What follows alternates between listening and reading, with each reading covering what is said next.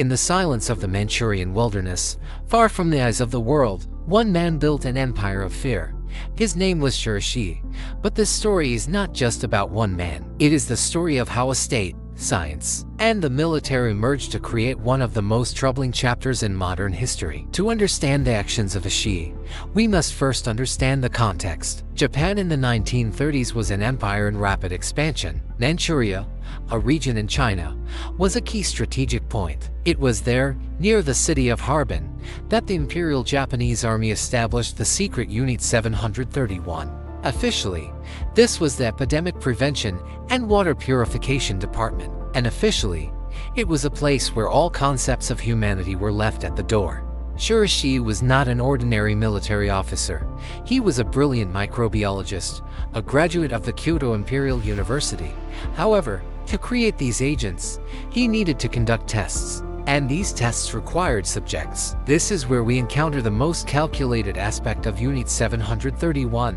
The detainees, who included a range of individuals, were not referred to as people. They were called muruta. The word means logs or lumber. This was not just slang, it was an intentional dehumanization. If they were dealing with logs, then there was no room for conscience.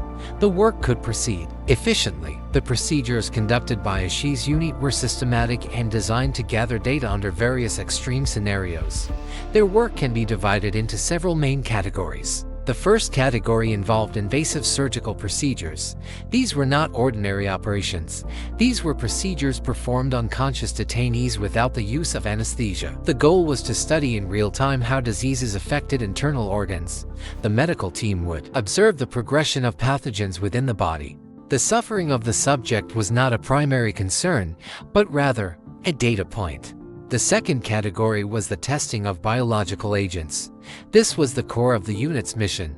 Detainees were deliberately exposed to deadly pathogens. They were then placed in confined spaces with other healthy detainees to study the transmission rates of the disease. Individuals were secured to stakes, and aircraft would release ceramic shells containing infected insects.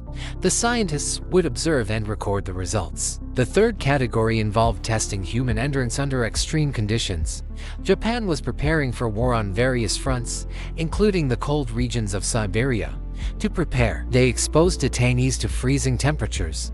Limbs would freeze solid, and then Shiraishi team would experiment with different methods of rewarming using hot water, or even more extreme measures. The goal was to determine the best way to treat frostbite for Japanese soldiers, using the detainees as test cases. The fourth category was the testing of conventional weapons. Detainees were positioned at various distances from explosives and other munitions to measure the precise effects on the human body. The activities of Unit 731 did not end with the war.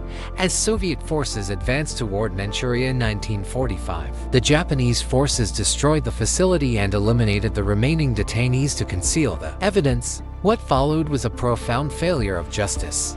Shiraishi was apprehended by American forces. However, instead of facing a trial for his actions, he was offered a deal. The U.S. government, under General Douglas MacArthur, was intensely interested in the data obtained from Shiraishi's research.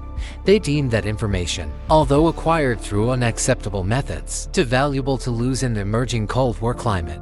In an arrangement known as Operation Paperclip, Shiraishi and his key personnel were granted full immunity from prosecution in exchange for their complete research data.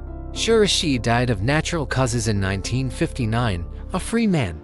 He never publicly acknowledged or expressed regret for his actions. The information he provided became the foundation for the United States' own biological weapons program. The story of Shiraishi is not merely a tale of a single individual. It is a story about systemic failure. It serves as a powerful reminder that when nationalism, secrecy, and scientific inquiry converge without strict ethical oversight, the outcome can be a descent into darkness. And sometimes, those who hold the keys to that darkness are never held to account. A like, comment, or subscription, any form of support, means a lot. Subscribing is free, but it makes a huge difference to us. Thank you for your time.